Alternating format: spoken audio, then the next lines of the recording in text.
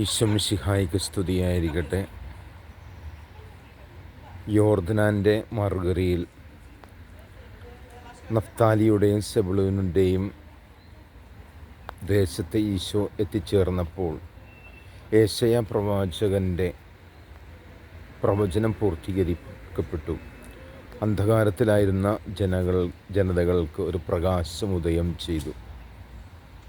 യേശു എത്രത്തോളം വ്യക്തതയോടുകൂടെയാണ് തൻ്റെ പ്രവാചക ദൗത്യം, താൻ അയക്കപ്പെട്ടവനാണ് എന്നുള്ള ദൗത്യം അവിടുന്ന് സ്ഥിരീകരിച്ചുകൊണ്ട് തൻ്റെ സുവിശേഷ പ്രഘോഷണം ആരംഭിച്ചത്.